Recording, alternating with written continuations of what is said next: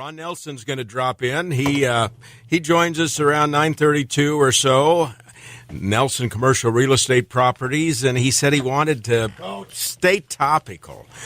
He wanted to talk about the most current situation of interest, and that is March Madness with a little floater or two going down the river. It's Good just morning. not the basketball madness that, we got basketball madness going on, evidenced by your Volunteer Tennessee tie that they play later today. Is that right? They play later today. They play Colgate, as I heard Ostead said, say it, the named after a toothpaste. toothpaste. Yeah, leave it to Dave. But yeah, it's water madness. I mean, we got water on the brain, and this is a program about commercial real estate, or in today's segment, just real estate in general, because one thing about water, it doesn't discriminate. So water affects us, whether it's a residential property, whether it's a commercial property. It can be an apartment, an office building, bare land, industrial property. Doesn't matter. If you've got water problems, you've got water problems. And as property, in the property business, we always, I don't want to say go through the motions, but, to a certain point, you're looking to buy a property or lease a property, and it's like, oh, yeah, I suppose you should look for, the obvious signs of flooding. And, we dismiss it a lot. I mean, think back, what was it, 4 or 5 years ago, we're raising the levee, we're raising the bridge on 41st Street. And, a lot of us are rolling our eyes going, yeah, I mean, the whole mall would need to be underwater for, some of these things to, be of concern.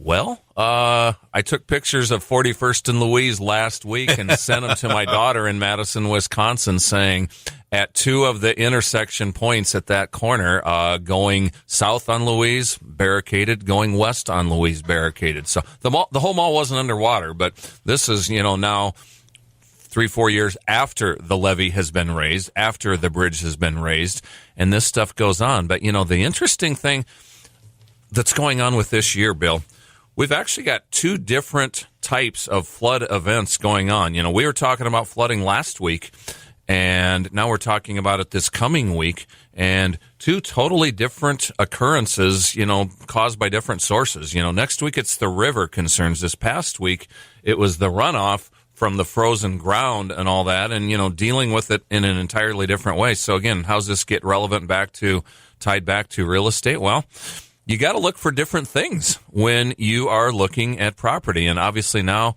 it's top of the mind. So we're paying a lot more attention to things like that and right now, it's so top of the mind. We're just worrying about staying dry like tomorrow rather than, for a future property that we're buying or whatever. So this might be a topic we revisit in 2 months. I'm actually hoping this time next week, the story that we're talking about is, whew, we dodged that bullet, or man, it wasn't nearly as bad as we'd hoped. We hope that's the scenario. We do, yeah. And Mother kudos. Nature has her own mind. Oh my gosh, kudos to, the preparation that we're doing. And I'll tell you a little quick sidebar story that, maybe brings to relevance how this affects me. But we're talking about Nebraska right now, the Omaha area, the Fremont area.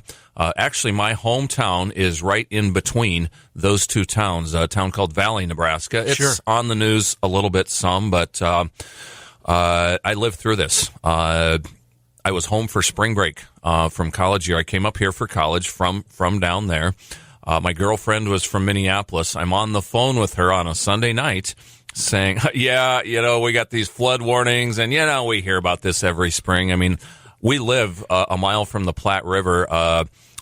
My sixth grade, I specifically remember sixth grade, but they dynamited the river every spring to break up the ice jams. And, we were so close to the Platte River that our windows would rattle from the dynamite charges. But anyway, I'm home talking to my girlfriend the Sunday night.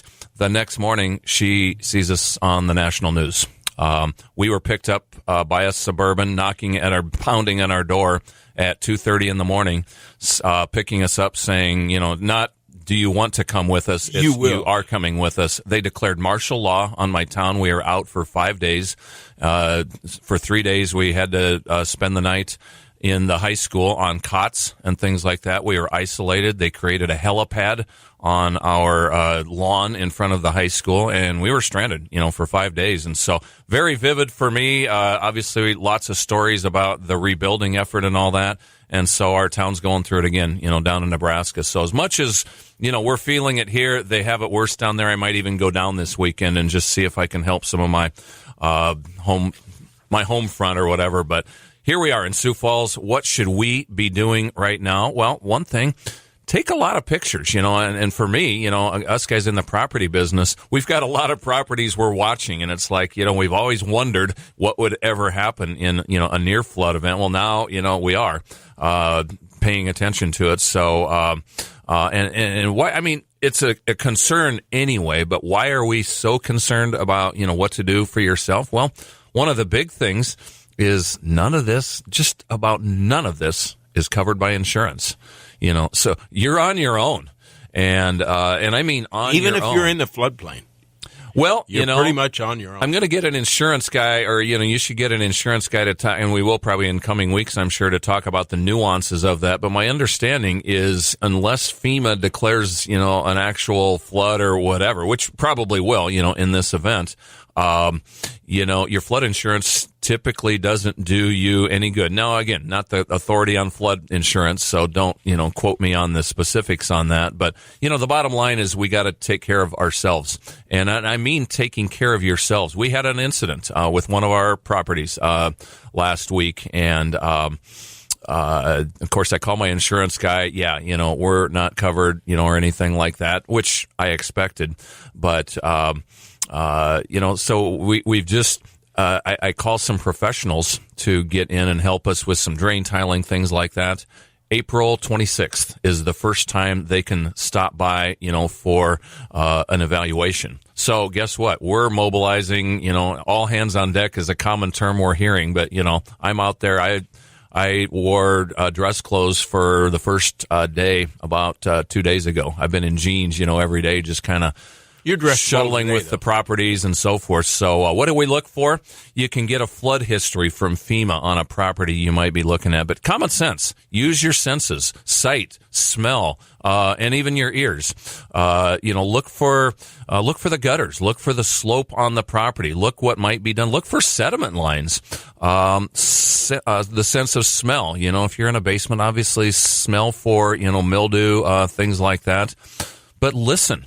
And by that, I mean, talk to the current owner or the previous owner. And just, sometimes they'll disclose in residential. There's laws on disclosure, not so much in commercial. Not so much, no. So you really are kind of in a Wild West sort of scenario where, you're on your own. But what's a great source of information?